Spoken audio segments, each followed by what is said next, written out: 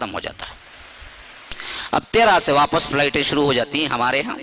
لیکن اس زمانے میں آنے جانے کے 15 دن ملا لیجئے تو 5 دن کے لیے بھی کم از کم ان کے لیے تقریباً 2.25 مہینے یا 2 مہینے لگتے تھے جا کے آنے کے لیے. اب یہ ذوالحج میں تو نکل گئے، قافلے نکل گئے مدینے میں سے، مدینہ خالی پڑ گیا تھا. اور یہ بدبخت آ کے سراؤنڈنگ کیے ذوالحج کے ابتدائی ایام میں. اچھا معلوم تھا ہی نہیں، اس وقت اندر کوئی نہیں ہے بڑے صحابہ میں سے، سراؤنڈنگ کر لیے اور اتنا زیادہ دباؤ ڈالا کہ یا تو وہ خلافت چھوڑ دیں یا تو ہم قتل کریں گے. اب جو لوگ تھے ان میں حضرت علی تھے اور ان کے بیٹے تھے حسنین کریمین. انہوں نے حتی الامکان اس کو سنبھالنا چاہا. آپ کو معلوم ہے بدبختوں نے ایسا ماحول بنا دیا کہ ہمیں ایسا سمجھ آتا ہے کہ پکے مخالف تھے عثمان اور حضرت علی، نعوذ باللہ. لیکن یہ بات بہت کم لوگوں کو معلوم ہے کہ حضرت عثمان کے خلافت کے دور خلافت میں ان کے محل کو جب محاصرہ کیا گیا تو اس وقت پہرا دینے والے حسنین کریمین ہیں اور حکم دینے والے حضرت علی ہیں. انہوں نے حکم دیا باقاعدہ اپنے بچوں کو. یہ بدبخت بعید نہیں کہ آگے اندر بھی چھلانگ لگا کہ حضرت عثمان کو قتل کر دیں گے، تم پہرا دو، دروازے پہ کھڑے رہا کرو ہتھیار باندھ کے. یہ محبت تھی دونوں کے اندر. جو شیعت نے آ کے ہمارے اندر کیا ہے تفریقہ ڈالا ہے، اپنے بچوں کو کیا کیا ہے دربان بنا کے کھڑا کیا حضرت عثمان کے گھر پر. اور جب دیکھا کہ حضرت عثمان کسی کو نہیں چاہتے ہیں، یعنی 2 آپشنوں میں سے کوئی نہیں ہے. اس کا بھی وجہ یہ تھی کہ حضرت عثمان کو خلافت کی چاہت نہیں تھی. اللہ کے رسول کی ایک حدیث تھی جس کی وجہ سے انہوں نے خلافت سے اترنا نہیں چاہا. وہ یہ تھی کہ اللہ کے رسول صلی اللہ علیہ وسلم نے فرمایا حضرت عثمان سے کہ ایک زمانہ آئے گا اللہ تجھے ایک گفٹ دے گا، ایک کپڑا پہنائے گا، ایک لباس پہنائے گا، عثمان لوگ تجھے اس سے اتارنے کی کوشش کریں گے، تو نہ اترنا. انہوں نے تعبیر یاد رکھ لی تھی کہ وہ یہی ہے جو اللہ نے مجھے خلافت دی ہے، میں نہیں اتر سکتا. اچھا یہ واقعہ ان کے گورنر شام کے حضرت معاویہ تھے. یہ تقریباً حضرت عمر کے دور سے شام کے، سیریا کے، دمشق کے، ڈیماسکس اس کے گورنر رہے ہیں. حضرت عمر کا 10 سال اور ان کا 12 سال، اٹھا لیجئے کتنے سال سے ہیں، 22 سال سے گورنر پہ. ان کے پاس سب سے مضبوط طاقت تھی. جب معاملہ معلوم ہوا کہ یہ لوگ محاصرہ کر لیے ہیں اور یہ شور کر رہے ہیں، کیونکہ 2 سالوں سے چل رہا تھا معاملہ، تو حضرت معاویہ نے خاص لیٹر بھیجا حضرت عثمان کو، اللہ کے لیے اپنے آپ پہ رحم کیجئے، میرے پاس آ جائیے دمشق میں. انہوں نے کہا کہ میں جیتے جی مدینہ نہیں چھوڑ سکتا جہاں اللہ کے رسول کی قبر ہے. یہ محبت تھی. انہوں نے صاف کہہ دیا میں جیتے جی نہیں چھوڑ سکتا مدینہ.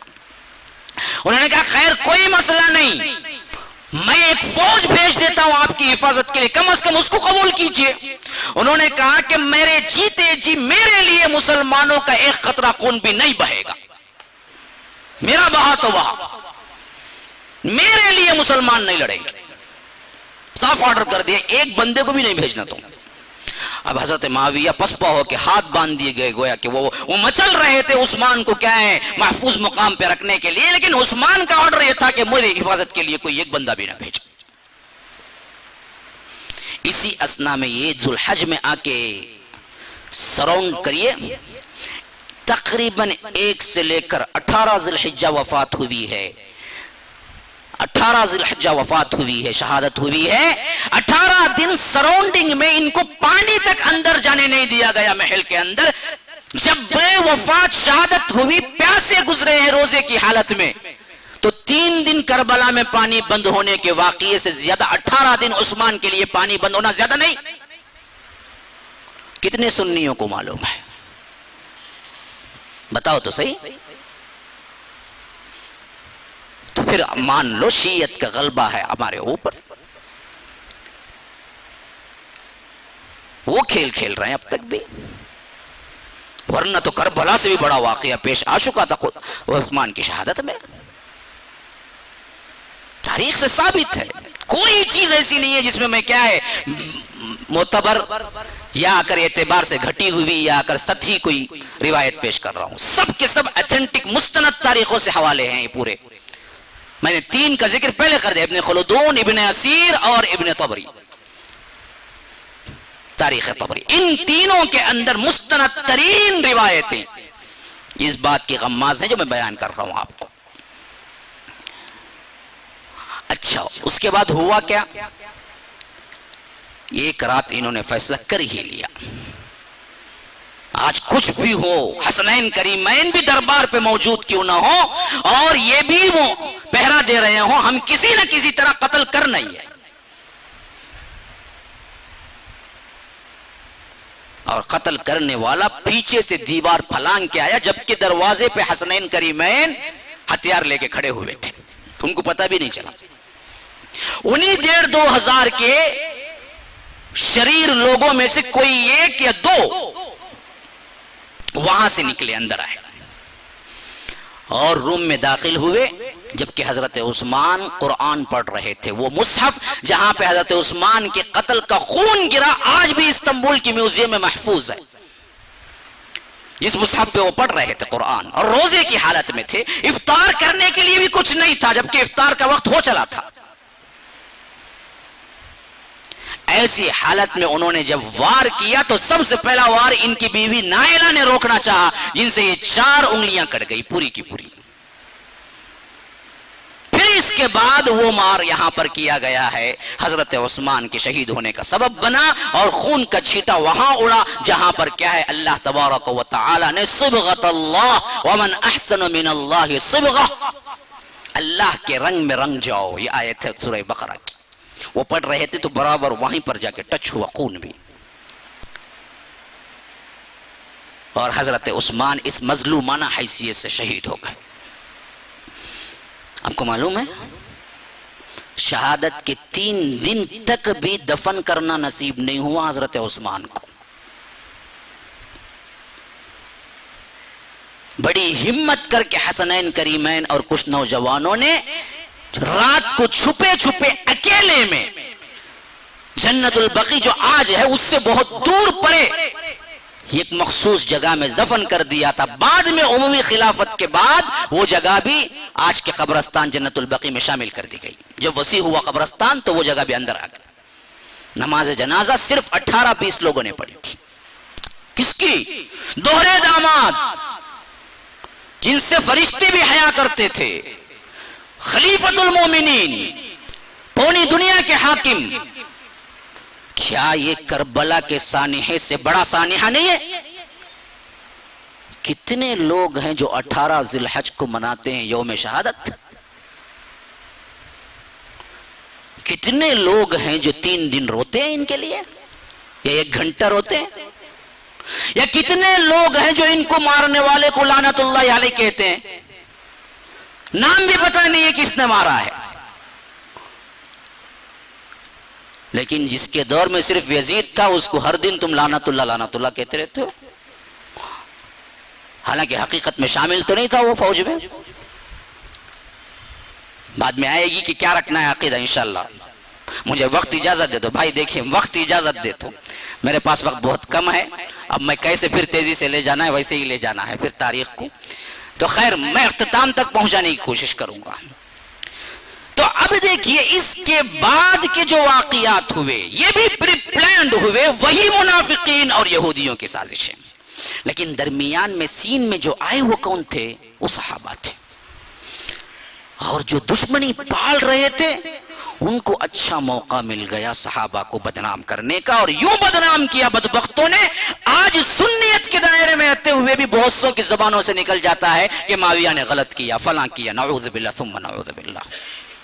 صحابی رسول پر کسی لفظ کو آپ ان کی احترام کے منافی استعمال کریں، اللہ کی قسم کھا کے کہتا ہوں، دوبارہ سہبارہ ختم کھا کے کہتا ہوں، تمہارا ایمان خطرے میں پڑ جاتا ہے. ان کو کوئی نقصان تو نہیں پہنچتا.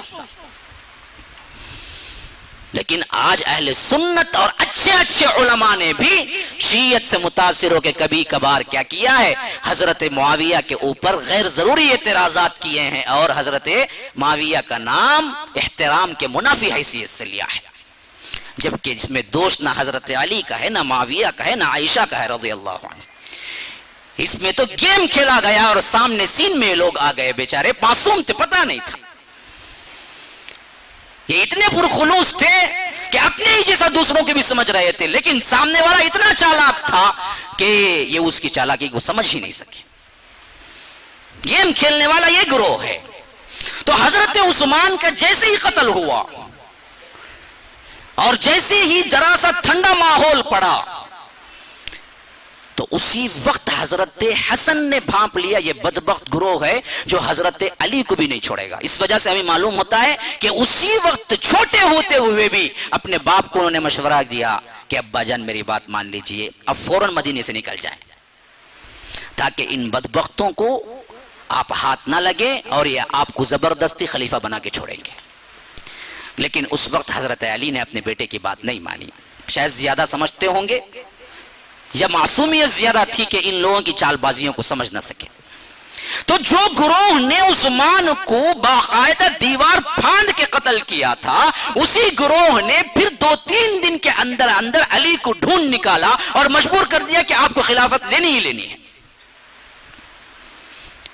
اب ایسے دو چکی کے پاٹوں میں جس طرح انسان پھنس جاتا ہے، اس طرح حضرت علی مجبور ہو گئے کہ نہ باہر جا سکتے تھے نہ اس وقت اس خلافت کو چھوڑ سکتے تھے. اب جو گنے چنے تھے اس وقت کے جو صحابہ مدینے کے اندر، انہوں نے بیعت کر لی. حضرت علی رضی اللہ عنہ خلیفہ بن گئے برابر. حضرت عثمان 35 ہجری کے بعد 36 میں حضرت علی خلیفہ بن گئے. بنایا کون بنایا؟ یہی بدبخت گروہ جو حضرت عثمان کو قتل کیا. تو اب وزراء کون ہوں گے بھائی ساتھ میں خلیفے کے؟ ہاں، ابو بکر کو حضرت عمر جیسے ساتھی ملے، حضرت عمر کو علی جیسے ساتھی ملے، حضرت عثمان کو بھی علی جیسے ساتھی ملے. علی کو ساتھی جو ملے قاتلان عثمان ملے، تو نام علی کا بدنام ہو گیا. کرتوت تو ان بدبختوں کے تھے. بات سمجھو جہاں میں سمجھانا چاہتا ہوں. اب ان بدبختوں نے بٹھایا ہے تو علی خود مجبور ہو گئے کہ ان کی باتوں پہ چلیں. اسی وجہ سے حضرت حسن پہلے پہچان گئے تھے. انہوں نے کہا کہ صاف نکل جائیے آپ مدینے سے، آپ رہیں گے تو یہ زبردستی کریں گے. تو یہی ہوا، حضرت علی خلافت پہ بیٹھ گئے. اب سب سے پہلا مسئلہ آیا ان کے پاس، آپ قاتلان عثمان کا بدلہ لیں. جیسے ہی یہ ریٹرن لوٹے، کون؟ حضرت عائشہ، حضرت طلحہ، حضرت زبیر اور حضرت معاویہ تک نیوز گئی کہ حضرت علی خلیفہ بن گئے ہیں.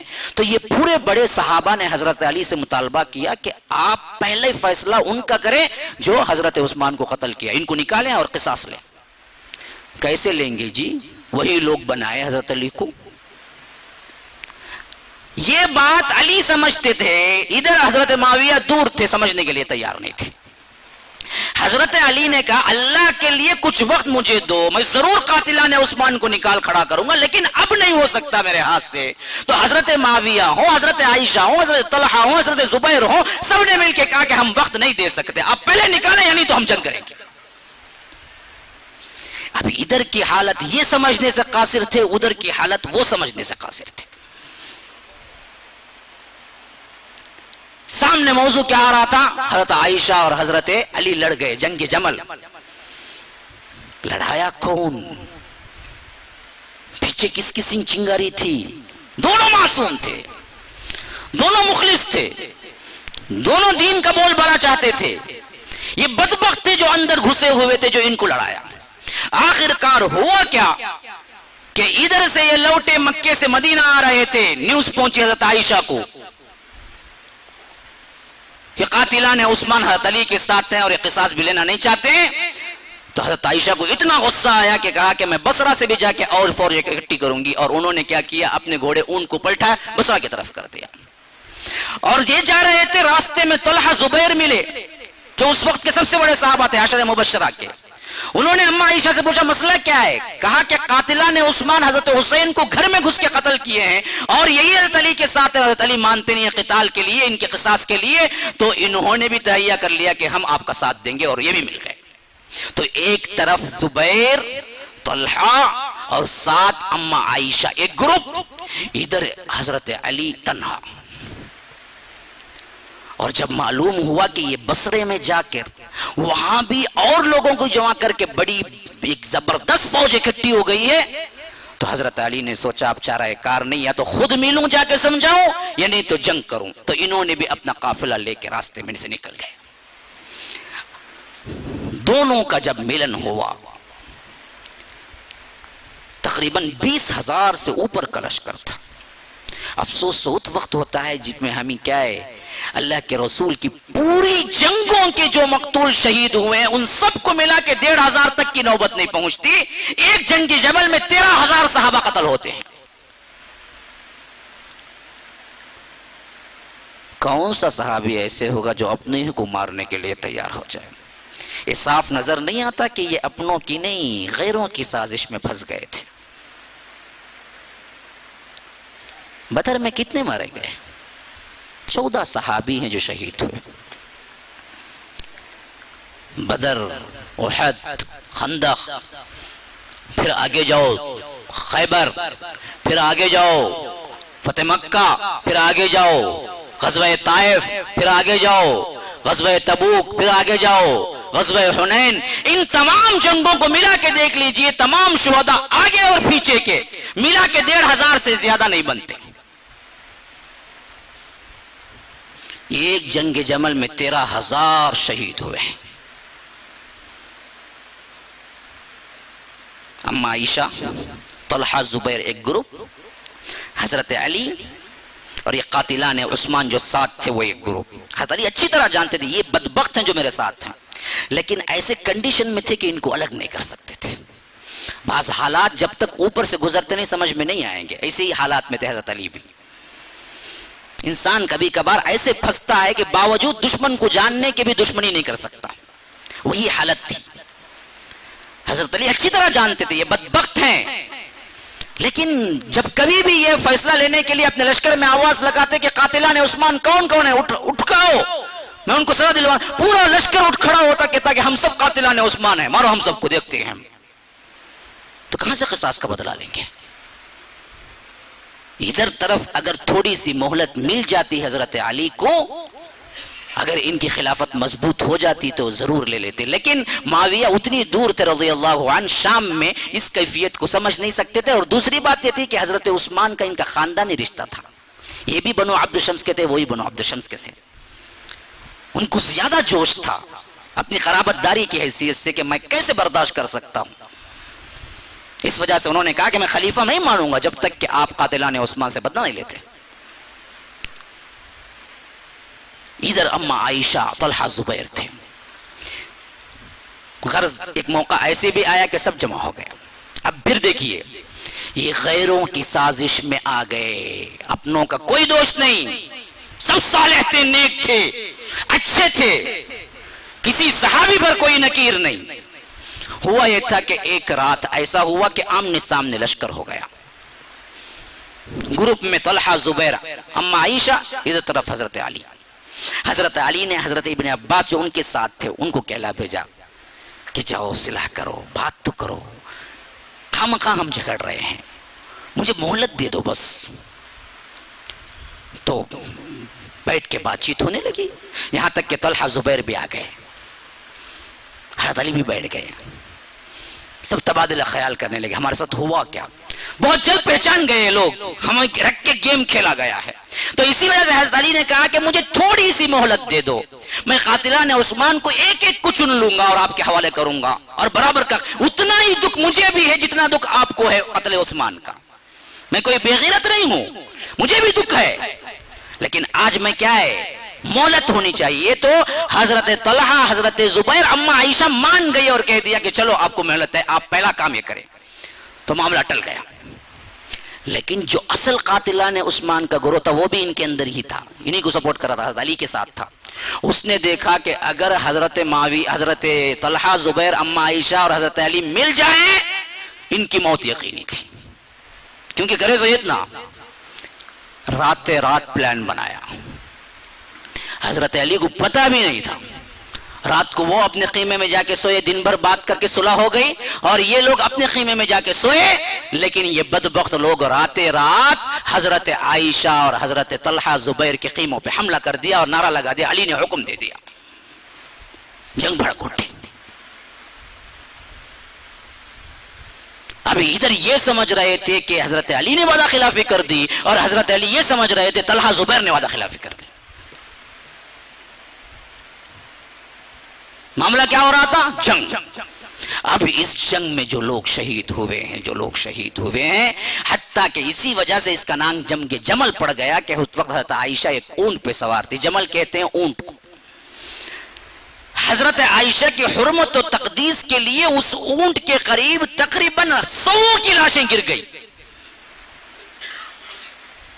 ہر کوئی وہاں تک آتا تھا، پھر اس کے بعد ہاتھ اٹھانے سے کتراتا تھا، اما عائشہ ہے اندر۔ یہاں تک کہ حضرت علی نے سوچا کہ اگر اس اونٹ کو کھڑا رہنے دیا جائے تو قتل پہ قتل ہوتے رہیں گے، جنگ رکنے کا نام نہیں لے گی۔ یہاں تک کہ انہوں نے اونٹ کے پاؤں پہ کیا ہے تیر مارا اور وہ اونٹ کو گرایا، تو تب جا کے ہوش آیا لوگوں کو کیا جذبات میں کر رہے تھے۔ پھر اس کے بعد حضرت علی نے کہا کہ کوئی مقتولین اور قیدیوں کا سوال ہی نہیں پیدا ہوتا، جس طرح اپنے لشکر کے لوگوں کو تم پورے احترام سے دفن کرو گے، اسی طرح اما عائشہ کے لشکر کے لوگوں کو بھی دفن کرنی ہے تمہیں، اور کوئی قید نہیں بنایا جائے گا۔ بعض لوگوں نے کہا آپ نے جنگ کی قید نہیں بناتے۔ حضرت علی کو اتنا غصہ آیا، کہا کہ بدبخت تو کون ہے جو اما عائشہ کو غلام بنانے کی سوچ سکتا ہے کسی میں ہمت ہے؟ پھر اس کے بعد آئے، اما عائشہ سے معافیاں مانگی، اور خود اما عائشہ کو بھی یاد ہو گیا کہ یہ مسئلہ مجھے نہیں آنا چاہیے تھا۔ اسی وجہ سے بعد میں کہا کرتی تھی کاش کہ میں جنگ جمل سے 20 سال پہلے مر گئی ہوتی۔ بڑا افسوس تھا پوری زندگی اس کے بعد اما عائشہ کہ میری جذبات تھی۔ تو اسی وجہ سے پورے ادب و احترام کے ساتھ اسی اونٹ پہ ان کو دھکا بھی نہیں لگا۔ یہ بدبخت لوگ لڑاتے ہیں، آج کہتے ہیں اما عائشہ نے کیا ہے علی کے خلاف تلوار اٹھائی، نعوذ باللہ۔ شیعوں نے حضرت علی کو محبت میں اما عائشہ کو کیا نہیں کر دیا، گالیاں تک دی ہیں، زنا کی تہمت میں یہ لوگ شریک رہے ہیں، اور ان کی کتابوں میں صاف اب بھی لکھا ہوا ہے۔ حالانکہ حضرت علی کا سلوک تو اتنا معتبر تھا، اتنا مقدس تھا کہ معافیاں مانگ کے جو چاہا وہ سب کچھ ارینج کر کے پھر مکہ واپس بھیجا ہے، اما عائشہ کو مدینہ واپس بھیجا ہے۔ اور اس کے بعد جب خود بھی معلوم ہوا اما عائشہ کو، وہ خود بھی کہا کرتے تھے کہ کاش کہ میں نہ لڑی ہوتی، کاش کہ میں جنگ جمل سے پہلے ہی مر گئی ہوتی۔ یہ دوسرا بڑا واقعہ تھا جو مسلمانوں میں کیا ہے ان لوگوں نے گیم کھیلا۔ اب تیسرا دیکھیے، ادھر حضرت معاویہ کا دباؤ بڑھ رہا تھا، وہ اکیلے ایک پوری فوج کے برابر تھے۔ کیوں؟ وہ 22 سال سے گورنر تھے شام کے، ان کے پاس بہت بڑی فوج تھی، اور ان کے پاس فوج ہی نہیں تھی، اطاعت گزار لوگ تھے، جو بولتے تھے کرتے تھے۔ اس کا بالکل الٹ حضرت علی کا معاملہ تھا، بدبخت ترین لوگ تھے، شرپسند لوگ تھے، جو بولتے تھے اس کی مخالفت کرتے تھے۔ یہاں حضرت معاویہ جو حکم دیتے کرنے والے موجود تھے، یہاں حضرت علی کے ساتھیوں میں ہمیشہ حضرت علی پہ نکیر کرتے تھے لوگ۔ اسی وجہ سے آخری خطبات آپ حضرت علی کے اٹھا کے دیکھ لیں، ایسے انسان کے خطبات لگتے ہیں جو اپنوں سے بالکل ہی مایوس ہو چکا ہو، ایک ایک خطبہ پڑھیں گے تو خون کے آنسو روئیں گے۔ اتنا ستایا تھا ان بدبختوں نے سپورٹ دینے کے نام پر۔ نام کیا تھا؟ علی کو سپورٹ دے رہے ہیں، لیکن اتنا ستایا حضرت علی کو کہ حضرت علی ہر خطبے میں انہیں بددعائیں دیتے تھے، تم وہ بدبخت لوگ ہو، تم سے بڑا دھوکے باز کوئی نہیں ہوگا جو مجھے دھوکے میں لائے گا۔ تو حضرت معاویہ سے پھر جنگ ٹھن گئی، اسی معاملے پہ جس معاملے پہ یہاں ہوا، اور یہاں بھی وہی گیم کھیلا گیا۔ آخر کار یہاں بھی یہی سٹنگ ہوئی کہ بات بنتی نظر آ گئی۔ حضرت معاویہ بھی اپنے فوجیں پیچھے ہٹا لی اور صلح کے لیے مان گئے۔ ایسے وقت میں پھر ان لوگوں نے جو حضرت علی کے ساتھ تھے، انہوں نے کہا کہ نہیں، آپ نے کفر کیا، لو یہی بدبخت کہتے ہیں صلح کر لو۔ جب صلح کے لیے تحکیم، کسی کو حکم بنانا کہتے ہیں، جب انہوں نے تحکیم کے فیصلے کو راضی کر لیا تو ان بدبختوں میں سے ایک فرقہ نکلا جو خوارج کہہ رہا ہے، انہوں نے کہا کہ آپ نے انسان کو حکم بنا کے، ان الحکم الا للہ، قرآن کی اس آیت سے دلیل پکڑا، اللہ کہتا ہے حاکمیت صرف اللہ کی ہے، اور آپ نے حکم کسی انسان کو بنایا تو آپ کافر ہو گئے، پہلے توبہ کرو پھر ہم بعد میں مانیں گے۔ حضرت علی نے کہا بدبختو میں کس بات کی توبہ کروں؟ اب وہیں سے یہ گروہ الگ ہو گیا، خوارج کہلائے۔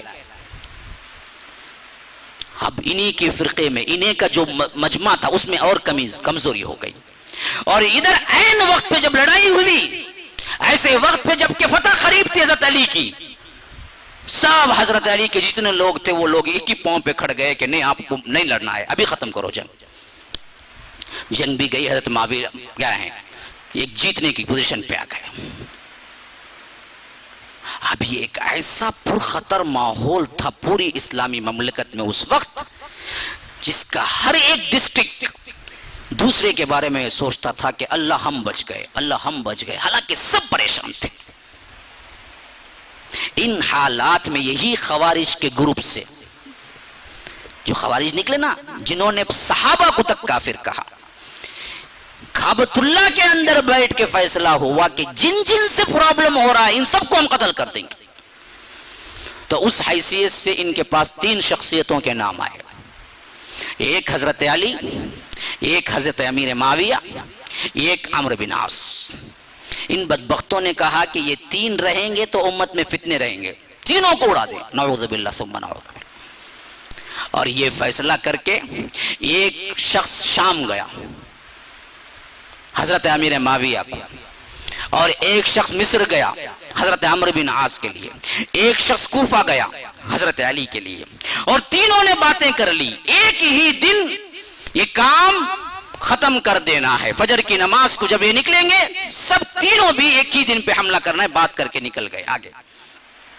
اور جو ان کو قتل کرنے آیا تھا اس کا نام تھا ابن ملجم، عبداللہ ابن ملجم۔ یہ بدبخت ترین انسان ہے اس امت کا جس نے حضرت علی پہ وار کیا،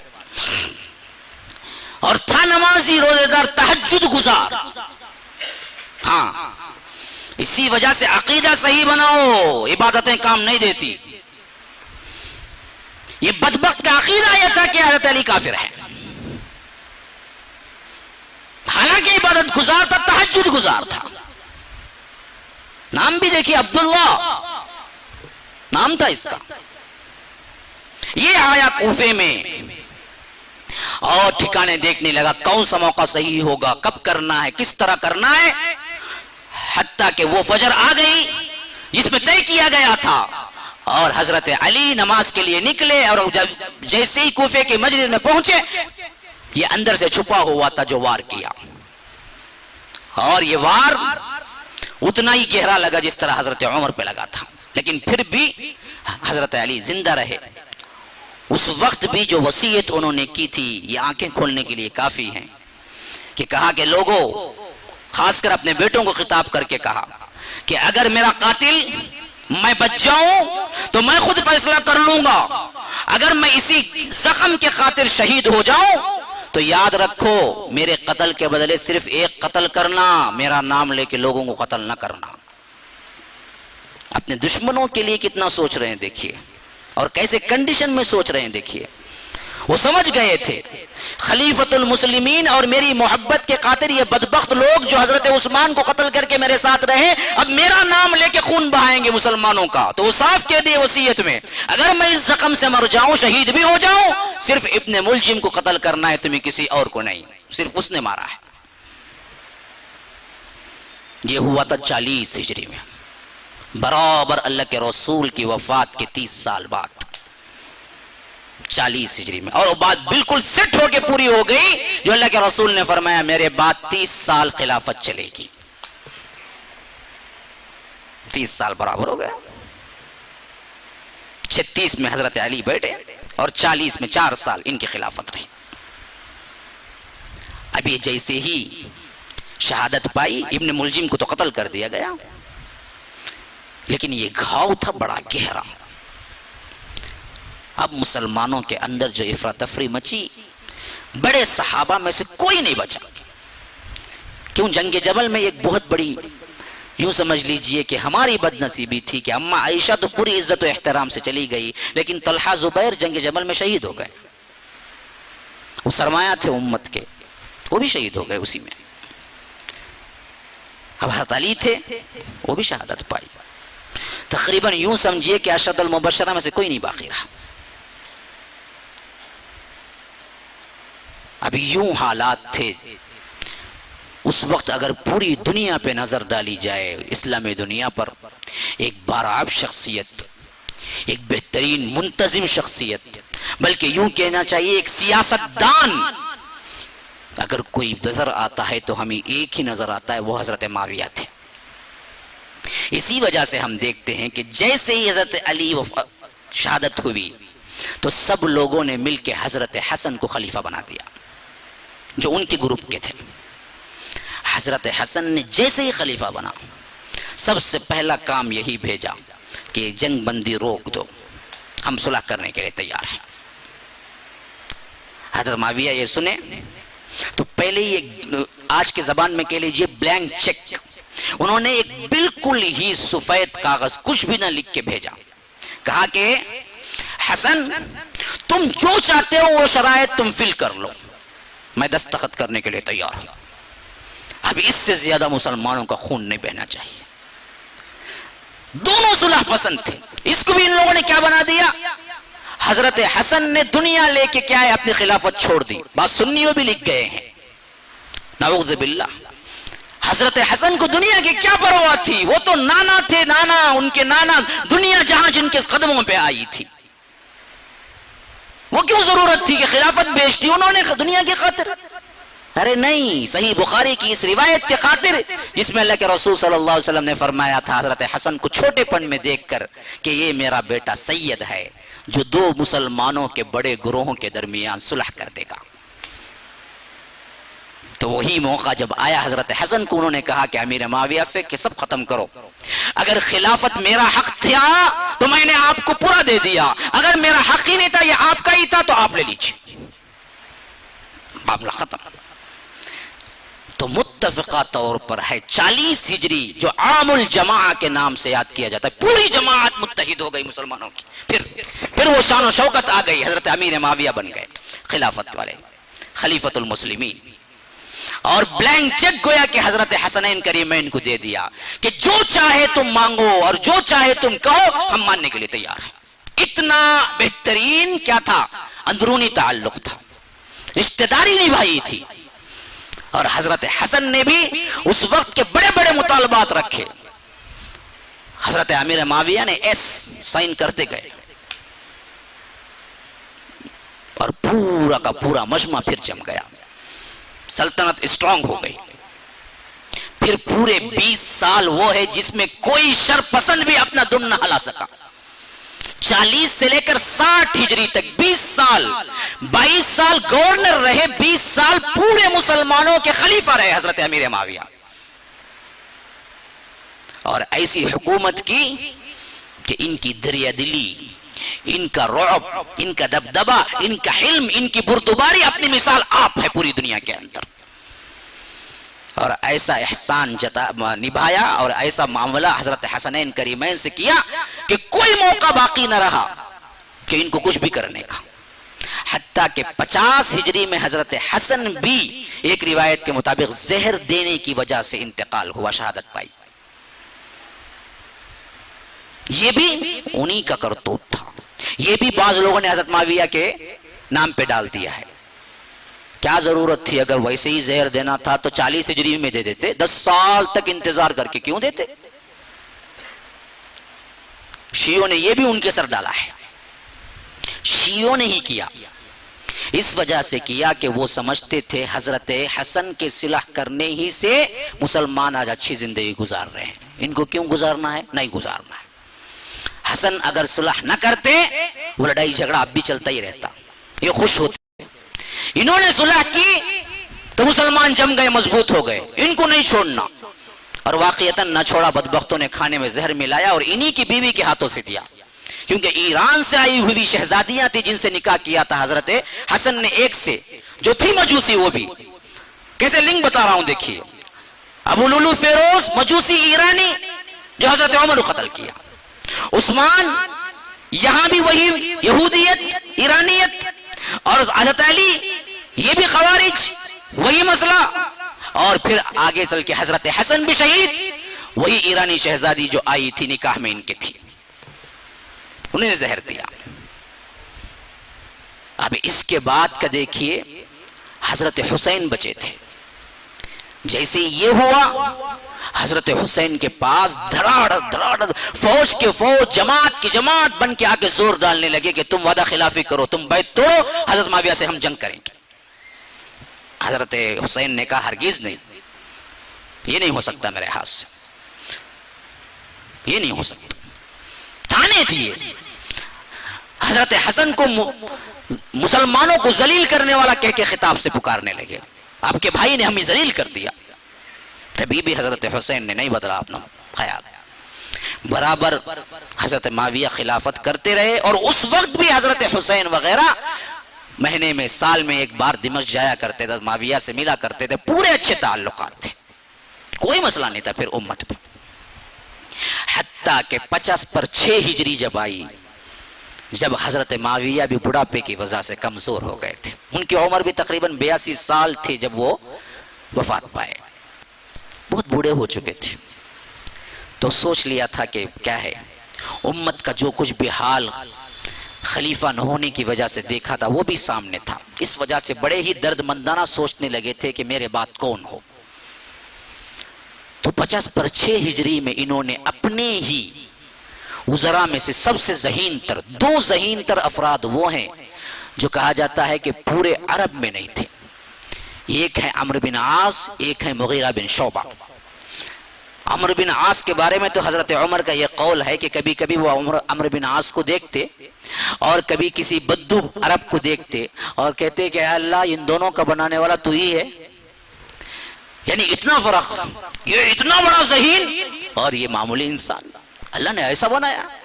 تو ذہین ترین افراد میں سے یہ 2 بھی تھے، اور یہ دونوں سیکریٹری تھے حضرت امیر معاویہ کی۔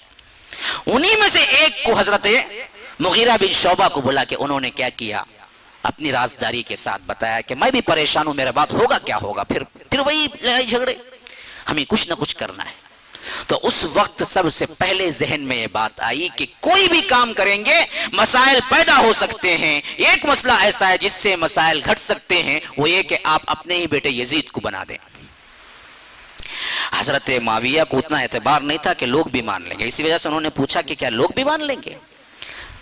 حضرت مغیرہ بن شعبہ نے کہا کہ ہم ضرور اس معاملے میں کیا ہے بات کریں گے لوگوں سے، امت کے بچاؤ۔ یہ بھی دراصل ایک فتنے کے طور پر ہمارے نام پہ ڈال دیا گیا ہے۔ سب سے پہلے مغیرہ بن شعبہ پہ بڑا لعن طعن کیا گیا ہے کہ انہوں نے ہی سب سے پہلے یزید کو بنانے کے لیے گواہی دی تھی، اور یہ مفاد پرست دنیا لینا چاہتے ہیں معاویہ سے۔ نعوذ باللہ ثم نعوذ باللہ۔ یاد رکھیں مغیرہ بن شعبہ وہ صحابی ہیں جنہوں نے اللہ کے رسول کی ایسی حفاظت کی تھی کہ اللہ کے رسول صلی اللہ علیہ وسلم نے گارنٹی دی تھی، اور اپنے ہی چچا کے خلاف کی تھی اس وقت جب حدیبیہ کے موقع پر۔ معاملہ یہ ہوا تھا کہ عروہ ابن مسعود ایک صحابی آگے چل کے ہوئے، لیکن جب حدیبیہ کا وقت ہوا تھا اس وقت صلح کی حیثیت سے یہ آئے تھے بات کرنے کے لیے، تو صلح کرتے ہوئے وہ بار بار اللہ کے رسول کے ہاتھ کو، اللہ کے رسول کی داڑھی مبارک کو ہاتھ لے جاتے اور کہتے عام لوگوں میں بات چیت ہوئی نا اس طرح، مان بھی لو مان بھی لو۔ پاس کھڑے ہوئے تلوار رکھے ہوئے مغیرہ بن شعبہ تھے، وہ دیکھ رہے تھے۔ جب تیسری مرتبہ انہوں نے 2 مرتبہ ہاتھ اٹھایا تو انہوں نے ہاتھ اپنے ہاتھ سے نیچا کر کے چھوڑا۔ یہ ان کے اصل چچا بھی تھے، ان کو اب تک پالے بھی تھے، لیکن تھے کو کفر میں، یہ مسلمان ہو چکے تھے، بس اتنا فرق تھا۔ تو 2 مرتبہ یہ ہاتھ نیچے کیا، تیسری مرتبہ اٹھایا تو انہوں نے تلوار میان سے نکالی اور کہا کہ بدبخت دیکھ، تیسری مرتبہ اگر میں دیکھوں کہ تو داڑھی مبارک پہ ہاتھ رکھے گا تو پھر تیرا ہاتھ نہیں ہوگا، اپنے ہی چچا کو۔ اور اس وقت وہ آ کر اپنے چہرے پہ ڈھاٹا باندھے ہوئے تھے، چچا پہچان نہ سکا، کہا کہ آواز تو لگتی ہے کہ کوئی میں پہچانا جاؤں یا کر شناسا کی لگتی ہے، تم ہو کون؟ انہوں نے اپنا کپڑا اٹھایا اور کہا کہ میں مغیرہ ہوں، مغیرہ۔ کہا کہ میرے ہی کھانے پہ پل کے مجھے ہی تلوار دکھاتا ہے؟ کہا کہ میں تیرے ہی کھانے پہ پلا تھا لیکن رسول کی بے عزتی برداشت نہیں کر سکتا میں۔ یہ تھے مغیرہ بن شعبہ۔ ان سے یہ رکھنا توقع کہ حضرت معاویہ کو پیسے کے عوض انہوں نے یزید کو بنانے کا مشورہ دیں گے، نعوذ باللہ۔ پوری خالص نیت کے ساتھ ان کا یہ مسئلہ تھا کہ اس طرح کیا ہے پھر دوبارہ وہ جنگ نہیں ہوگی، وہ پرابلمز نہیں ہوں گے جو پہلے ہو چکے ہیں۔ تو غرض کی 4 سالوں میں یہ بات لوگوں تک پہنچائی گئی کہ حضرت معاویہ کے بعد یزید بن گئے تو کوئی مسئلہ ہے. تو ان میں پوری مملکت اسلامیہ میں صرف 4 لوگ تھے جو شدت سے مخالفت کیے. اس میں 3 عبادلہ ہیں، یعنی عبداللہ نام والے 3 ہیں. حضرت عبداللہ ابن عمر، حضرت عبداللہ ابن عباس، حضرت عبداللہ ابن زبیر. یہ تینوں بڑے بڑے صحابہ کے 3 بیٹے ہیں. حضرت عمر کے بیٹے عبداللہ ابن عباس، حضرت زبیر بن عوام حواری رسول کے بیٹے حضرت عبداللہ ابن زبیر، اور اسی طرح کیا ہے حضرت عباس کے بیٹے عبداللہ ابن عباس. یہ تینوں نے شدت سے انکار کیا. 3 عبادلہ ہو گئے. 4ویں حضرت حسین تھے جنہوں نے انکار کیا کہ یزید نہیں ہو سکتا، ابھی لائق نہیں ہے وہ. لیکن یہ بات بالکل ہی غلط ہے کہ یہ یزید شرابی کبابی تھا، فلاں تھا، اس کے اخلاق بگڑ. یہ سب کے سب جھوٹی روایات ہیں. کوئی روایت پائے ثبوت کو نہیں پہنچی ہے. یہاں ایک روایت میں ملتی ہے ایک بات، صرف یہ کہ جب مشورہ ہوا تو بعض لوگوں نے یہ کہا کہ وہ تو شکار پہ گیا ہوا ہے، ایسے جو اپنے آپ میں شکار میں مشغول ہوتا ہے کیا امت کو سنبھال پائے گا؟ بس اتنی بات آئی ہے. اور اس زمانے میں شکار کھیلنا ایسے ہی جیسا آج کوئی بندہ کرکٹ کھیلتا ہے. اب کوئی ہر کرکٹ کھیلنے والے کو آپ خراب کہہ دیں گے؟ کتنے اچھے لوگ ہیں جو کرکٹ کھیلتے ہیں، اچھے بھی ہیں. اس زمانے میں کرکٹ جس طرح ہمارا ایک کھیل ہے، اسی طرح شکار اس زمانے میں ایک کھیل تھا، اور وہ نوجوان تھا تو کھیلنے گیا ہوا. بقیہ شرابی کبابی فاسق مجرم کافر یہ جتنے بھی ہیں اس کا کوئی پروف نہیں ہے.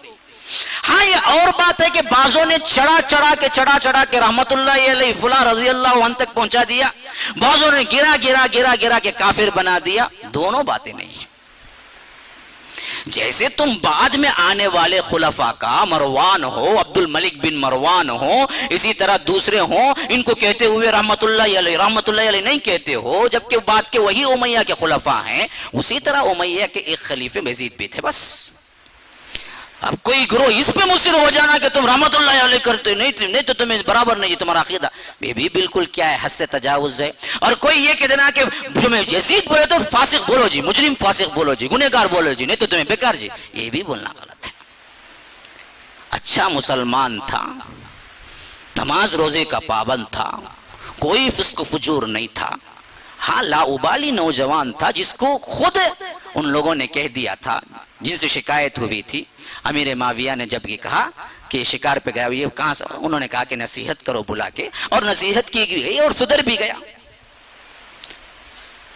تو اس معاملے اب دیکھیے اس معاملے میں ہمارا دو رخاپن دیکھیے. حضرت اس کے بعد کا اینڈنگ میں بنو امیہ کے عمر بن عبدالعزیز خلیفہ بنے تھے. جب ان کے پاس یہی شیعوں کا گروہ جب آیا اور انہوں نے کہا آپ یزید پہ لعنت کرتے ہیں، انہوں نے مسکرا کے جواب دیا اچھا تم یہ بتاؤ کہ یزید سب سے بڑا کافر پکا ہے یا فرعون؟ اب انہوں نے کہا کہ فرعون جی، فرعون پہلے ہے بعد میں یزید ہے. تو انہوں نے پوچھا اچھا تم یہ بتاؤ کہ فرعون پہ کتنی مرتبہ تم لعنت کرتے ہو؟ تو وہ چپ ہو کے بیٹھ گئے. ہم تو نہیں کرتے لعنت. تو فرعون پہ نہیں کرتے، یزید پہ کرنے کے لیے مجھ سے سوال مانگ رہے ہو میں کرتا ہوں یا نہیں کرتا ہوں؟ وہ تو سب سے بڑا ہے، جاؤ اسے جا کے کرو پہلے. تو یہ پوری شیعت کا ایک ایسا معاملہ ہے جن پہ ہمارے اوپر کیا یہ طاری کر دیا کہ ہم بھی جب تک یزید پہ نام لیتے ہیں فاجر فاسق نہیں بولتے اطمینان نہیں ہوتا. اصل معاملہ ہے ہی نہیں ایسا. وہ عام مسلمان تھا، اچھا بندہ تھا. ہاں خلافت کا اہل نہیں تھا، یہ رائے تھی عبداللہ ابن عمر کی، عبداللہ ابن عباس کی، عبداللہ ابن زبیر کی، حسین رضی اللہ عنہ کی، سب کی رائے تھی کہ یہ خلافت کے لیے صحیح نہیں. ابھی تو ہم ہیں، یہ بات تھی. اور اسی اثنا میں حضرت امیر معاویہ کا انتقال ہو گیا 60. اب یہ 4 ہی افراد تھے جو نہیں مانے تھے پوری امت مسلمہ میں، تو خود بخود یزید خلافت پہ آ گیا. جب خلافت پہ بیٹھا تو اس وقت باقاعدہ وہاں کے گورنر جو تھے ان کو لکھ بھیجا. زیادہ تر مدینے میں تھے حسین اور باقی عبادلہ جتنے بھی تھے مکے میں تھے. جو مکے میں تھے مکے کے گورنر کو، جو مدینے میں تھے مدینے کے گورنر کو بھیجا کہ خاص طور پر ان لوگوں کو بلا کے میری خلافت کی بیعت لے لو. اب وہاں کے جو گورنر تھے ان کو بلائے. مدینے میں حسین تھے، حضرت حسین کو بلایا. تو حضرت حسین نے کہا کہ ایک رات کا ٹائم دیجئے، میں کل بتاتا ہوں میں سائن کروں گا یا نہیں. اور یہ کہہ کہ مدینے سے آئے اور سیدھے کیا کیا، اپنے خاندان کو پیک کیا، مکہ آ گئے، سائن نہیں کیا. حضرت عباس اور حضرت عبداللہ ابن عمر، یعنی ابن عباس اور عمر، یہ دونوں کے بارے میں لوگوں کو اچھی طرح معلوم تھا کہ یہ کبھی سیاست میں نہیں پڑیں گے، اس وجہ سے انہیں زیادہ مجبور بھی نہیں کیا گیا. یہ دو لوگ الگ تھلگ اپنے کام میں مصروف تھے، احادیث پڑھانے میں، اور ان کے بڑے بڑے گروہ تھے. اب باقی بچے پھر دو، حضرت عبداللہ ابن زبیر اور حسین. یہ دونوں اصل میں عبداللہ ابن زبیر مکہ ہی میں تھے، اور اسی اثناء میں حسین رضی اللہ عنہ بھی ٹریول کر کے مکہ آ گئے. تو یہ دونوں مل گئے. جیسے ہی ملے حضرت عبداللہ ابن زبیر نے کہا کہ اگر آپ کو کیا ہے میری خلافت چاہیے، یعنی انہوں نے الگ ڈکلیئر کیا تھا اس وقت میں خلیفہ ہوں تو خلافت چاہیے تو میں آپ کو پہلے دے دیتا ہوں، پریفرنس آپ لے لیجئے. انہوں نے کہا کہ نہیں، تم اگر مکے کے ہو تو مکے کے بنے رہو، مجھے کوئی مسئلہ نہیں، میں تو صرف کیا ہے مدینہ چھوڑ کے یہاں آ گیا ہوں. اب یہ خاموشی سے عبادت میں اپنے آپ کو صرف کرنے لگے، مکے میں رہنے لگے. اب ادھر ہوا کیا کہ یزید جب بنا تو دو سے خطرہ ٹل گیا، عبداللہ ابن عباس، عبداللہ ابن عمر. اس نے سوچا کہ ان سے کوئی کیا پرابلم خطرہ نہیں ہے، حکومت کو وہ جیسے چاہے رہیں. حضرت حسین کے لیے لکھا خاص طور پر ان کی بیعت لو، تو وہ مدینے سے نکل کے مکہ آ گئے. اور عبداللہ ابن زبیر نے تو باقاعدہ اعلان ہی کر دیا کہ میں یزید کو نہیں مانتا، میں اپنا خلیفہ ہوں مکے کے، اور ان کو سپورٹ بھی بہت سے لوگوں نے کیا. اب ایسی حالت میں کوفے میں بھی ایک کھچڑی پک رہی تھی. وہ کیا پک رہی تھی؟ وہاں یزید کی طرف سے اور اس سے پہلے امیر معاویہ کی طرف سے گورنر تھے نعمان بن بشیر، صحابی رسول. ان کا کیریکٹر بھی لگ بھگ حضرت عثمان کے کیریکٹر جیسا تھا، بہت نرم دل تھے، بہت نرم دل تھے. اب یہ نرمی سے ان بدبختوں نے غلط فائدہ اٹھانا شروع کر لیا، اور ہوا یہ کہ انہوں نے کیا کیا کہ خطوط لکھنا شروع کر دیے حضرت حسین کو کہ آپ کو ہماری بہت ضرورت ہے، آپ آئیے، ہم خلافت آپ کو دے دیں گے، نعمان ابن بشیر کو نکال دیں گے، فلاں کر دیں گے، فلاں کر دیں گے، اتنے لوگ تیار ہیں، اتنے لوگ تیار ہیں. ایک خط آیا، دو خط آیا، تین خط آیا، خطوں کے انبار لگ گئے. تو انہوں نے کہا کہ اچھا جی اتنے لوگ خواہش مند ہیں کہ کیا ہے خلافت تبدیل ہو اور صحیح راہ اختیار کیا جائے. تو حضرت حسین نے کہا کہ اچھا میں آؤں گا، لیکن سب سے پہلے میں اپنے ایک ساتھی کو بھیجوں گا، رشتہ دار کو، مسلم بن عقیل کو. انہوں نے کہا اپنے ہی چچا زاد بھائی، کزن تھے وہ، حضرت عقیل جو بڑے بھائی تھے ان کے بیٹے تھے. تو انہوں نے کہا کہ آپ جائیے کوفہ، دیکھیے جیسے یہ لکھ رہے ہیں ویسا ہی ہے تو میں بھی آ جاؤں گا. تو یہ پہنچے تو وہاں دیکھا کہ ایک ہی دن میں 12,000 لوگوں نے حضرت حسین کی بیعت کی. تو انہوں نے خوش ہو کے لیٹر لکھ دیا کہ میں جس دن پہنچا اسی دن 12,000 لوگ بیعت کر لیے ہیں، معاملہ صاف ہے، آپ آ جائیے خلافت کے لیے. تو انہوں نے کیا کیا، سامان سفر باندھ لیا، سیدھا کوفہ روانہ ہونے کے لیے. لیکن کیا ہوا، حضرت عبداللہ ابن زبیر کو بھی معلوم ہو گیا، اور بعد میں حضرت عبداللہ ابن عباس بھی مدینہ آ گئے تو ان کو بھی معلوم ہو گیا کہ حضرت حسین اپنے پورے مع قافلے کے ساتھ، حتیٰ کہ بیوی بچوں کے ساتھ کوفہ جا رہے ہیں. تو حضرت ابن عباس نے بڑا پیارا کردار ادا کیا اس معاملے میں. انہوں نے کہا، حالانکہ اس وقت وہ چچا کے مقام پہ ہوتے ہیں، پھر بھی اتنا احترام کے ساتھ حضرت حسین کے ہاتھ کو پکڑ کے سمجھایا کہ حسین سمجھیے یہ بدبخت لوگ ہیں کوفی، الکوفی لا یوفی، کبھی اعتبار نہ کرنا. آپ کے بڑے بھائی کو انہوں نے قتل کیا، آپ کے ابا کو بھی انہوں نے قتل کیا، آپ سے بھی ضرور بے وفائی کریں گے، آپ زرگد مت جائیے، ان کے جھانسے میں مت پھنسیے. اگر آپ کو خلافت ہی ہونی ہے تو ہم عبداللہ ابن زبیر سے بات کر کے آپ کو دے دیں گے. اگر میرا بس چلتا تو میں آپ کی سواری کے نیچے گر جاتا. اگر آپ کو مجھے یقین ہوتا کہ آپ میرے لاش کو کھندل کر بھی نہیں جائیں گے تو میں لاش بن جاتا، لیکن مجھے یقین ہے کہ آپ جا کے ہی رہیں گے. تو حضرت حسین نے کہا کہ تم نے بڑا اچھا کردار ادا کیا، تم نے میری کیا ہے اتنی مخلص حیثیت سے میری پرواہ کی، لیکن میں ایک بار جو ٹھان لیتا ہوں وہ کرتا ہوں کہ میں نے ٹھان لیا ہے، میں کوفہ جانا ہے، مجھے جانا ہے، مجھے چھوڑ دو. بس انہوں نے کیا آنسوؤں سے رخصت کیا ہے حضرت حسین کو. اور دوسرے بار انہوں نے کہا کہ حسین سے کہ اگر آپ میری بات نہیں مانتے، کوفہ نہیں جانا چاہتے ہیں، کوئی مسئلہ نہیں، اللہ کے لیے بچوں کو، بیوی بچوں کو مت لے جائیے، یہ سب بے ذبح مارے جائیں گے، پہلے آپ اکیلے جائیے، خلافت اسٹیبلش اچھی ہو گئی تو پھر بعد میں بلا لیجیے بیوی بچوں کو، کوئی مسئلہ نہیں، لیکن اللہ کے لیے بیوی بچوں کو مت لے جائیے۔ حضرت حسین نے یہ بات بھی نہیں مانی، کہا کہ میں سفر کی نیت کر چکا ہوں، میں جا رہا ہوں۔ تو یہاں سے یہ نکل گئے۔ وہاں ہوا کیا؟ بھائی یہ کیا کرنا ہے بھائی،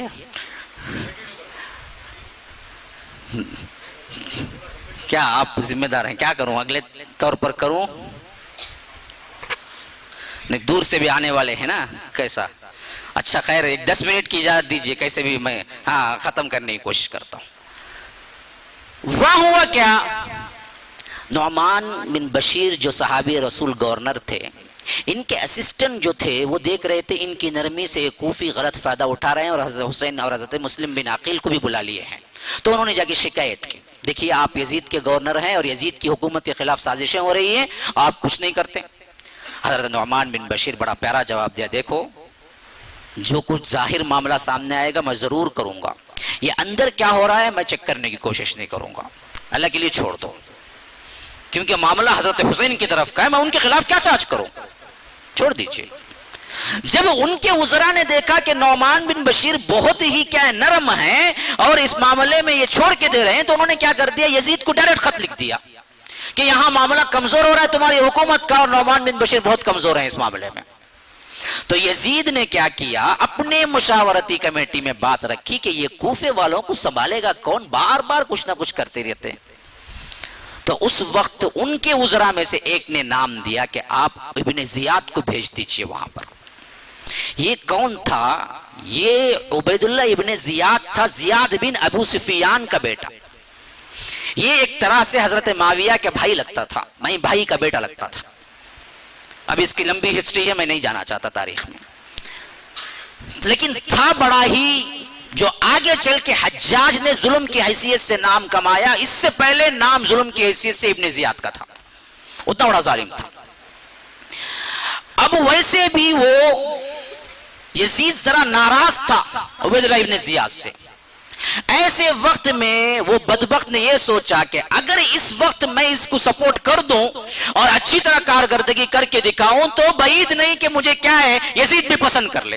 ایسی حیثیت میں اسے لیٹر پہنچتا ہے، جاؤ کوفے کی گورنری سنبھال لو اور نعمان بن بشیر کو بھیج دو۔ تو یہ بدبخت سیدھے نکل کے کیا کرتا ہے، آ کے گورنر ہاؤس میں سب سے پہلا چارج لیتے ہی کہتا ہے کہ دربار سجاؤ۔ دربار سجتا ہے تو جو مسلم بن عقیل کو اپنے گھر میں پناہ دیتے ہیں، ہانی ایک تابعی ہیں، بہت اچھے تھے، انہوں نے ہی سب سے پہلے پناہ دی جب 12,000 کی بیعت ہوئی تھی، انہی کے گھر میں حضرت مسلم بن عقیل تھے۔ جب دربار سجایا، حضرت نعمان بن بشیر کو یہ کہہ کے بھیج دیا کہ آپ کیا ہیں، فارغ ہیں، معزول ہیں، اور کرنٹ گورنر میں ہوں، اور لیٹر بتا دیا تو وہ چلے گئے۔ جب یہ بیٹھا تو اس نے کہا کہ سب سے پہلے لوگوں کو اکٹھا کرو، بڑے لوگوں کو، سب آ گئے تو پوچھا ہانی نظر نہیں آتے؟ لوگوں نے کہا کہ ہانی ہاں پتہ نہیں، ہانی نظر نہیں آتے۔ بعضوں نے کہا کہ ہانی اصل میں کیا ہے، زیادہ سپورٹ وہاں کر رہے ہیں، مسلم بن عقیل بھی انہی کے گھر میں چھپے ہوئے۔ اس نے کہا کہ اچھا میں پتہ کراتا ہوں، بڑا ذہین بھی تھا، مکار بھی تھا۔ تو اس نے یوں کیا کہ 1,000 درہم کی تھیلی اپنے ایک بندے کو دے کے کہا کہ جاؤ ہانی کے پاس اور کہو کہ حسین نے خفیہ طور پر مسلم بن عقیل کے کھانے پینے کے لیے 1,000 درہم بھیجے ہیں، مجھے ذرا مسلم بن عقیل سے ملا دو، میں ان کے پاس پہنچانا چاہتا ہوں اور دیکھ لو کہاں ہیں وہ۔ اب یہ بھیس بدل کے گیا بندہ اور کہا ہانی سے مل کے کیا مسلم بن عقیل ہیں؟ کہا کہ مجھے پتا نہیں کون مسلم بن عقیل کیا ہے، وہ تو چھپائے ہوئے تھے انہیں۔ تو اس نے کہا کہ دیکھو ڈرنے کی ضرورت نہیں، میں بھی تمہارا ہی آدمی ہوں، حسین نے مجھے بھیجا ہے، 1,000 درہم کی تھیلی بتائے، کہا کہ یہ مجھے پہنچانا ہے مسلم بن عقیل کے پاس۔ تو وہ چکمے میں آ گئے، انہوں نے کہا کہ ہاں تو میرے گھر میں ہے، آؤ، لے جا کے بتلا دیا۔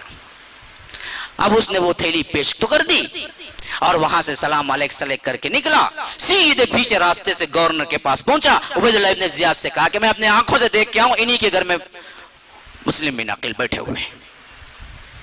اب اس نے کیا کیا کہ جاؤ اب پکڑ کے لاؤ ہانی کو۔ اب سپاہی گئے ہانی کو پکڑ کے لائے۔ اس نے پوچھا کہ کیوں جی، مسلم بن عقیل تمہارے گھر میں اور تم نے حضرت حسین کے نام پر 12,000 کی بیعت لی؟ 12,000 لوگوں نے بیعت کر لیا؟ انہوں نے کہا کہ مجھے تو پتہ نہیں ہے. تو وہ آدمی کو بلایا جس نے تھیلا دیا، جا کے بلا کے کہا کہ دربار میں ہانی سے کہا کہ اس کو پہچانتے ہو؟ اب دیکھا تو یہ دربار میں یہاں کھڑا ہوا ہے بدبخت جو جھوٹ بولا تھا کہ حسین کی طرف سے آیا. وہ تو غلاٹے میں آ گئے، چکمے میں آ گیا. تو اس نے کہا کہ اتنی بڑی غداری کرتے ہو تم، اب تو تمہارا خون حلال ہے. تلوار مارنے ہی والا تھا کہ انہیں قید کر لیا گیا. اب ان کو قید کیا اور وہاں پر نیوز حضرت مسلم بن عقیل کے گھر میں پہنچ گئی کہ ہانی جو آپ کا میزبان بنا ہوا تھا وہ ابن زیاد کے قبضے میں ہے اور ابن زیاد پلان کر رہا ہے آپ کو بھی مارنے کا. اب ان کو جوش تھا، پورا اعتماد تھا. پہلے دن 12,000 لوگوں نے بیعت کی تو اب تک 40,000 لوگ بیعت کر چکے تھے کوفے میں. تو انہوں نے کہا کہ چلو جی کیا ہوا، یہ مٹھی بھر جماعت ہے. وہ باہر نکلے، اعلان کیا کہ ابن زیاد ہمارے خلاف کیا کارروائی کر رہا ہے، ہمارے جتنے بھی ساتھی ہیں آ جاؤ. تو فوری طور پر 40,000 کا مجمع اکٹھا ہو گیا. اب یہ بڑے فخر کے ساتھ گورنر ہاؤس کی طرف پلٹے ابن زیاد سے مقابلہ کرنے کے لیے کہ ابن زیاد نے وہاں بھی بڑی چالاکی. یہ ہے کوفہ بد عہد لوگ. اس نے بالا خانے پہ چڑھا اوپر اور کہا کہ لوگوں یاد رکھو میں نعمان بن بشیر نہیں ہوں تمہارے ساتھ کیا ہے اچھا سلوک کرو. میں زیاد کا بیٹا ہوں اور تم جانتے ہو زیاد کا بیٹا کیسا ہے. اور یاد رکھو جو لوگ اپنی بیویوں کو بیوہ بنانا چاہتے ہیں اور اپنے بچوں کو یتیم بنانا چاہتے ہیں وہ دراصل کیا ہے مسلم بن عقیل کا ساتھ دیں. بقیہ جن کو اپنی زندگی پیاری ہے میں ان کو کچھ نہیں کہوں گا، ساتھ چھوڑ کے چلے جائیں. بس یہ کہنا تھا کہ تقریباً 35,000 لوگ چھوڑ کے چلے گئے. اب یہ 5,000 کے ساتھ رہ گئے، 5,000 کے ساتھ رہ گئے. پھر بھی ہمت نہیں آ رہی.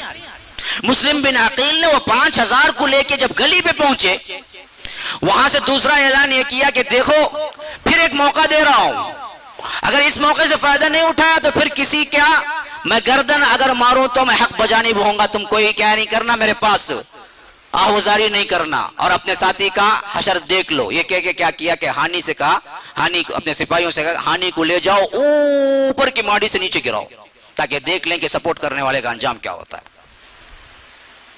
جب یہ ہوا 500 ساتھی رہ گئے، 4.5 چھوڑ کے چلے گئے. اب 500 ساتھیوں کے ساتھ کیا تھے؟ مسلم بن عقیل تھے.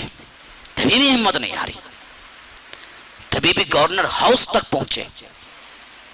تو اس نے کہا کہ دیکھو اب تو میں انگلیوں پہ گن سکتا ہوں تم کون کون لوگ ہو. اگر اب بھی اس وقت نہ چھوڑے میں تم کو نہیں تمہارے خاندانوں کو نیست و نابود کر کے چھوڑ دوں گا، تمہارے گھروں کو کیا ہے تباہ کر کے چھوڑ دوں گا، تمہاری ایک اینٹ باقی نہیں رہے گی. 450 نے چھوڑ کے چلے گئے، 50 کھڑے ہوئے تھے. اب 50 میں سے مسلم بن عقیل کو گرفتار کرنا کیا معمولی، کیا اسے غیر معمولی بات تھی. نیچے اترا، سپاہیوں کو حکم دیا، قید کر لیے گئے. پھر اس کے بعد اور ڈرانے دھمکانے کے لیے مسلم بن عقیل کو بھی وہی مارا اور ویسے ہی بالا خانے کے سب سے اوپر لے گیا، وہیں سے ان کی لاش کو نیچے گرایا. اب یہ کردار دیکھ کے سب کے سب بھول ہی گئے کہ حضرت حسین تھے کون اصل میں. بدبختوں نے یہ معاملہ یہاں ہو رہا تھا، یہ معاملہ مکے میں حضرت حسین پوری تیاری کے ساتھ نکل پڑے تھے. ان کو معلوم ہی نہیں تھا کہ مسلم بن عقیل کے ساتھ کیا ہوا. ان کو اتنا ہی پتا تھا کہ ایک دن میں 12,000 لوگ بیعت کر لیے، اتنا ہی پتا تھا انہیں. اب یہ راستہ کوفے کی طرف جا رہے ہیں اور کوفے سے یہ سب دیکھتا ہوا ایک دوسرا آ رہا ہے مسافر. یہ کربلا سے تھوڑی ہی دیر کی فاصلہ تھا کہ وہاں پر دونوں کا ملاقات ہوئی. حضرت حسین نے پوچھا کہاں سے آ رہے؟ کوفے سے. کہا کہ کیا حالات ہیں وہاں پر؟ ایسے ہی پوچھا. انہوں نے کہا حالات بہت برے ہیں. پوچھا کہ کیا؟ وہ تو 12,000 لوگ جو بیعت، نہیں وہاں تو مسلم بن عقیل کو بھی مار دیا گیا. اب یہ سننا تھا کہ حضرت حسین نے کیا ہے بڑے غور و خوض کے لیے وہیں رکوا دیا اپنے پورے قافلے کو. حالات پورے چینج ہو چکے تھے. اب انہوں نے اپنے خاندان، اب کوئی ایک فوجی بھی نہیں تھا اس میں. یہ ہے مظلومیت کی انتہا. یہ پوائنٹ کی بات ہے واقعتاً بھی. یہ پورا خاندان عورتوں اور بچوں پر مشتمل تھا. 80 افراد تھے، پورے بیٹے تھے یا پوتے تھے حضرت حسین کے اور حضرت حسن کے. پورا خانوادہ نبوت تھا گویا کہ. کوئی بڑا آدمی نہیں تھا ان میں، تھے تبھی وہ رشتہ دار تھے. ان سب کو جمع کر کے حضرت حسین نے کہا کہ جو سوچ کے ہم نکلے تھے وہ تو الٹا بالکل الٹ ہو گیا. اب ہمیں بہتر یہی لگتا ہے کہ ہم واپس مکہ چلے جائیں. لیکن ایک قوم کا اپنا ایک سلوک ہوتا ہے، اپنا ایک رنگ ہوتا ہے، وہ کبھی کبھی غالب آ جاتا ہے. ویسا ہی عربی قوم کا اپنا ایک جذبہ ہوتا ہے کہ جسے کوئی مار دے تو ان سے بدلہ لینا، یہ قوم عربیت کا ایک اندر سے پیدا شدہ جذبہ تھا.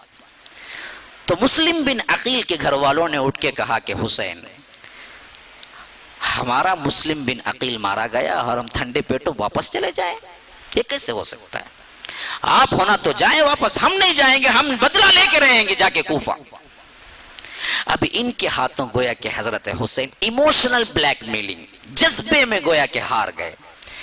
حضرت حسین نے کہا کہ میں تم کو اکیلا چھوڑ کے نہیں جاؤں گا، اگر تم جانا ہی چاہتے ہو تو میں بھی چلوں گا ساتھ میں، چلو دیکھتے ہیں اللہ جو فیصلہ کرتا ہے وہ آگے بڑھنے لگے. جیسے یہاں اس نے مسلم بن عقیل کو قتل کیا اور نیچے گرایا، اس کو نیوز پہنچ چکی تھی کہ وہاں سے حسین نکل چکے ہیں، یہ 12,000 کی بیعت پر. تو اس نے پہلے 1,000 کا لشکر دے کے بھیجا کہ جاؤ ان کو کہو یا تو واپس پلٹ جاؤ یا تو یہاں آ جاؤ بیعت کے لیے، اور ان کو کبھی نہ چھوڑنا اکیلے. صرف اتنا حکم دے کے عبداللہ ابن زیاد کو 1000 کے لشکر کو بھیج دیا. وہ آئے، حضرت حسین سے ریکویسٹ کی آپ چلے جائیں. تو چلے جانے کا مسئلہ نہیں تھا، کیونکہ سب لوگ حضرت مسلم بن عقیل کا قصاص لینا چاہتے تھے. وہ آگے بڑھنے لگے تو انہیں نے حکم کے مطابق حضرت حسین کو نہیں چھوڑا، پیچھے پیچھے چلتے رہے. نماز کا وقت ہوتا تو دونوں لشکر مل کے نماز پڑھتے تھے. نماز کا لشکر، نماز ہوتی تو حضرت حسین کی امامت میں دونوں مل کے نماز پڑھتے تھے. لیکن جب اور آگے آئے یہ بدبخت عبید اللہ ابن زیاد نے، اب جن کو شخصیت کو چنا وہ تھے سعد ابن ابی وقاص، عشرہ مبشرہ کے صحابی. ان کے بیٹے عمر کو، ان کو 4000 کا لشکر دے کے بھیجا کہ اب جاؤ کہو کہ تم کو 3 ہی آپشن ہے اور اس معاملے میں سختی بھی کرو اور ان کے ساتھ رہو، چھوڑو مت. اب وہ 1000 کا لشکر تو چلا گیا اور یہاں آ گیا 4000 کا لشکر. اور کمانڈنگ کون کر رہے تھے؟ بھائی فون آ رہا ہے دیکھیے کسی کا. کون کر رہے تھے؟ حضرت سعد ابن ابی وقاص کے بیٹے عمر. اسی وجہ سے ان کے نام کو آج گالی بنا دیا گیا ہے، حالانکہ بہت بڑے صحابی کے بیٹے ہیں یہ. صرف ان کا معاملہ یہ تھا کہ یہ ابن زیاد کے حکم پہ آئے تھے اور دل سے صلح کرانا چاہتے تھے، لیکن ان کا نام بھی کیا تاریخ میں بگڑ گیا. تو یہ حضرت حسین کے پاس آ کے ملے، نمازیں ساتھ پڑھتے تھے اور کہتے تھے کہ کوئی نہ کوئی راہ نکال لیجئے. تو حضرت حسین نے ایک روایت کے مطابق یوں آیا ہے کہ خود آپشنز پیش کیے. کہ آپشن یہ پیش کیے کہ دیکھو میں جہاں سے آیا ہوں وہیں چلا جاتا ہوں مکہ، یا نہیں تو تم ایسا کرو کسی بارڈر پہ مجھے بھیج دو جہاں پر جہاد ہو رہا ہے، میں بھی ایک عام آدمی کی طرح جہاد کرتے ہوئے شہادت پا جاتا ہوں. یا وہ بھی نہیں مانتے ہو تو مجھے سیدھا یزید کے پاس پہنچا جو، یزید کے پاس میں پہنچ کے ہم دونوں بات کر لیتے ہیں، میرا اور یزید کا معاملہ ہے، یہ عبید اللہ بن زیاد درمیان میں آنے کی ضرورت. تو حضرت عمر بن سعد بہت خوش ہو گئے اور ان کو یقین بھی تھا کہ عبید اللہ بن زیاد یہ تینوں میں سے کوئی ایک بات مان لے گا. تو اسی وجہ سے وہ خوش لیٹر لکھے اور کہا کہ حضرت حسین 3 شرائط پیش کرتے ہیں، ان میں سے جو آپ کو پسند ہو وہ لکھ کے بھیجیے، ہم کروا لیتے ہیں. ایک یا تو واپس ان کو مکہ جانے کے لیے اجازت دے دیا جائے، یا نہیں تو یہ بارڈر پہ جانا چاہتے ہیں جا کے وہاں جہاد کر لیں گے، یا نہیں تو یہ سیدھا یزید کے پاس ان کو پہنچا دیں، وہاں جا کے وہ کیا کرنا ہے، بیعت کرنا ہے یا کیا کرنا ہے، یزید اور حسین بیٹھ کے بات کر لیں گے رضی اللہ عنہ. اب ابن زیاد نے سوچا اگر میں یزید کے پاس ملا دوں تو پھر میرا نام کیا رہ جائے گا، پہلے ہی یزید میں سے ناراض ہے، اب میرا ذرا کام بھی بتلانا ہے کہ تو میں خود ہی سے ٹیکل کروں گا. تو اس نے لکھ بھیجا بدبخت نے کہ مجھے کوئی شرط منظور نہیں ہے، ایک ہی شرط ہے کہ سیدھے میرے پاس آئے حسین اور میرے ہاتھ پہ یزید کی بیعت کریں. حضرت حسین کو سنایا گیا تو کہا کہ یہ ذلت میں برداشت نہیں کر سکتا. آدمی کا اپنا ایک مقام ہوتا ہے نا. حسین جیسی شخصیت یزید کے پاس آئے، عبداللہ ابن زیاد کے پاس آئے، انہوں نے کہا کہ یہ نہیں ہو سکتا میرا. جب یہ نہیں ہو سکتا تو اس نے حکم دے دیا کہ پھر تو تم ان کے ساتھ لگے رہو، چھوڑنا نہیں، نہ واپس جا سکتے نہ بارڈر پہ پہنچ سکتے۔ اب یہ ساتھ ہو لیے گویا کہ چلتے رہے یہاں تک کہ وہ مقام آ گیا جو کرب اور بلا ہے۔ اصل میں کرب و بلا ہے، وہ کرب بلا بن گیا۔ کرب تکلیف، بلا مصیبت، اس کا نام ہی کرب و بلا تھا، جو آگے چل کے کرب بلا بن گیا۔ اس مقام پہ آ کے ٹھہرنا ہوا تو اس نے حکم دے دیا کہ بات منوانی ہے منواؤ یا تو جنگ کرو۔ لیکن اس معاملے میں ایک بات اچھی طرح یاد رکھ لیجئے، اس جنگ کے اعلان پر اور جنگ ہونے پر یزید کا کوئی ہاتھ نہیں ہے، اس کو معلوم بھی نہیں تھا۔ اس کو معلوم اس وقت ہوا جب حضرت حسین کا سر اور بعد میں ماں خاندان یزید کے پاس بھیجا گیا، اس وقت معلوم ہوا، ورنہ تو اس سے وہ بھی راضی نہیں تھا۔ یہ صرف عبداللہ ابن زیاد کا کرا کرا ہے، اور اس وجہ سے ہے کہ بدبخت نے سوچا کہ میں ذرا نام کما لوں۔ لیکن سامنے جو لڑنے والی طبیعت آئی اور جو شخصیت آئی وہ حضرت سعد ابن ابی وقاص کے بیٹے عمرو ابن سعد تھے۔ انہوں نے ہی دو بدو جنگ شروع کی، اور میں تو کہا تھا کوئی جنگی آدمی نہیں تھا، 4000 کا لشکر، 80 لوگ اور اس میں بچے عورتیں ہوں تو کیا جنگ ہوگی؟ کوئی جنگ ہوئی نہیں، مظلوم مارے گئے، کوئی نہیں بچا۔ اور آخری میں حضرت حسین نے تلوار اٹھائی، ایک بھی، دو تین، چار کو قتل کر کے مارا، اور حضرت حسین بھی بڑی بہادری سے لڑتے رہے، اور ان پر کوئی بھی ہاتھ اٹھانے سے ڈرنے بھی لگا تھا، لیکن آخر کار وہ کام بھی ہو ہی گیا، اور حضرت حسین کے کیا ہے دھڑ کو اور سر کو الگ کیا گیا، اور دھڑ پہ کیا ہے گھوڑے چلائے گئے۔ یہ سب تاریخ ساز واقعات ہیں جس سے ہمیں انکار نہیں ہے، لیکن یہ ان ناموں کے ساتھ منسلک کرنا جن کا دوش نہیں تھا، یہ غلط فہمی ہے۔ یہ سب کچھ کیا کرایا انہی سے جہاں سے میں نے بات شروع کی، ورنہ تو اوپر جو نام آ رہے ہیں ان کا نہیں ہے، یہ غیروں کی پلاننگ تھی، اپنے پھنس گئے۔ اب وہ دن تھا کہ 10 محرم کا، جب یہ وفات ہوئی تھی، شہادت ہوئی تھی، اور بعد میں اس سر کو ابن زیاد کے دربار میں سجایا گیا۔ تو بدبخت نے بعض روایتوں میں آتا ہے کہ نازیبہ الفاظ بھی کہے حضرت حسین کے بارے میں، جس میں کیا ہے صحابی رسول بھی موجود تھے، انس جیسے شخصیت موجود، انہوں نے روکا اور کہا کہ ابن زیاد یہ کام نہیں کر سکتا تو، کیونکہ میں نے دیکھا ہے ان ہونٹوں پر اللہ کے رسول کے ہونٹوں کو لگتے ہوئے۔ اللہ کے رسول پیار کیا کرتے تھے حضرت حسن سے، حضرت حسین سے۔ پھر یہ واقعہ بھی تاریخ میں بڑا عجیب ہے کہ پھر یہاں سے سر نکلا، ماں خاندان سب نکلے، ایک بچہ تھا جو بچ گیا تھا، حضرت حسین کا بیٹا جن کا نام علی تھا، اور وہی وہ آگے چل کے زین العابدین کہلائے، اور انہی کے بیٹے ہیں باقر جو ان کے اماموں سے بڑے امام ہیں، اور انہی سے نسل چلی، پھر 12 اماموں کی جو ہسٹری رکھے ہوئے ہیں وہ انہی سے ہیں۔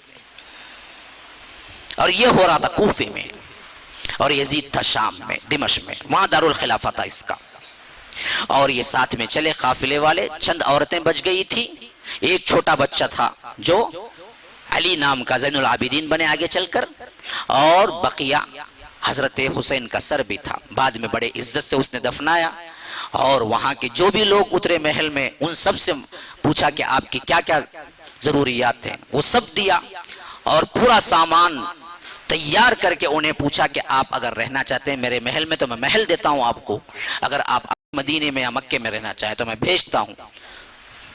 تو وہاں جو بھی تھے ان میں خاص کر حضرت زینب کا نام آیا ہے کہ انہوں نے کہا کہ نہیں ہمیں مکہ ہی بھیج دیجئے، مدینہ ہی بھیج دیجئے، تو اس نے کیا پورے عزت و اکرام کے ساتھ بھیجا۔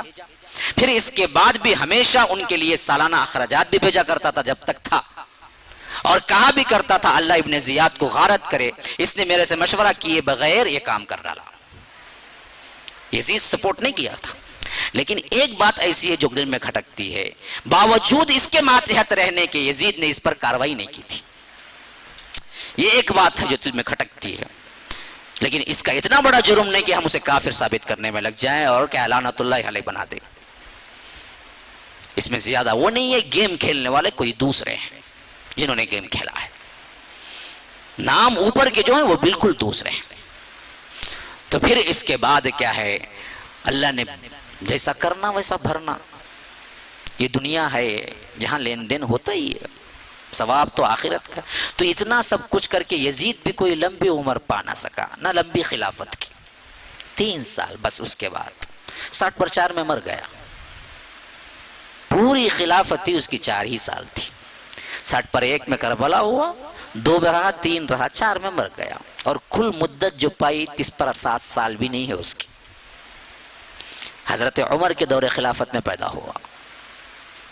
بس اب اس کے بعد قاتلان حسین کے نام پہ جو کچھ ہوا، ان بدبختوں کا کرا کیا ہے. امت کے اندر 2 فساد مچا، جو مارے گئے. ایک لمبی تاریخ ہے انہوں نے کیا کیا، ہماری سنی تاریخ کو بدل کے شیعت کے رنگ میں رنگ دیا. پھر اس کے بعد یہ جو کچھ بھی کر رہے ہیں آج، یہی اصل قاتل ہیں حسین کے. ابن زیاد بھی نہیں ہے. اسی وجہ سے جب تھے میدان میں کربلا کے، اسی وقت حضرت حسین نے کہا بدبختو، تم ہی وہ لوگ ہو جو مجھے لیٹر لکھ کے بلائے تھے شیعہ نے علی، آج تم ہی میرے خلاف تلوار سنتے کھڑے ہوئے ہو. کوئی جواب نہیں دیا. اور ایک ایک لیٹر اپنے تھیلے سے نکال کے کھول کے بتلایا، دیکھو تیرا نام کیا ہے. سامنے لشکر میں کھڑا ہوا تھا، حضرت حسین پوچھتے تیرا نام کیا ہے، نام بتاتا تو لیٹر دکھاتے، دیکھ تیری سین یہاں پر ہے، تو نے مجھے بلایا تھا، آج تو میرے خلاف تلوار لے کھڑا ہوا ہے. یہ بدبختوں نے بلانے کی وجہ سے یہ نکلے مکے سے، ورنہ سیف تھے مکے میں وہ. اور یہی بلائے، یہی خلاف میں آ کے عبداللہ ابن زیاد کے حکومت کے انڈر میں جب اس نے حکم دیا لشکر میں جاؤ اور قتل کرو، تو یہی قتل کرنے بھی آئے.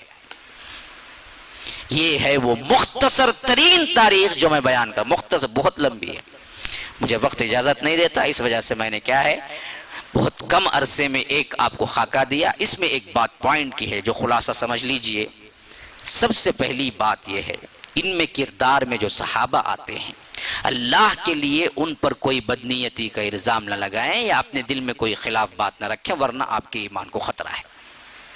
کیونکہ اس میں جتنے صحابہ کے نام آتے ہیں سب معصوم تھے، ان کو پتہ ہی نہیں تھا گیم کھیلا گیا. نمبر 1.